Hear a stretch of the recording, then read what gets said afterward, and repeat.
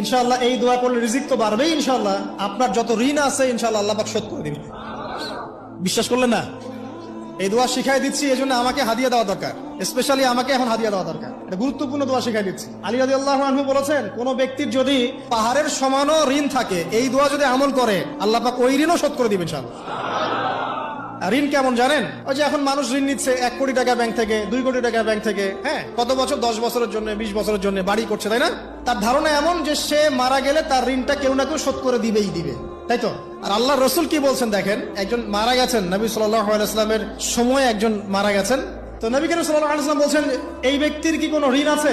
একজন সাহাবী বলেন, হ্যাঁ ইয়া রাসূলুল্লাহ, তো ঋণ আছে। নবীজি বললেন, তোমরা ওর জানাজা পড়ো, আমাকে ডেকো না। তোমরা ওর জানাজা পড়ে নাও, আমি জানাজা পড়তে চাচ্ছি না।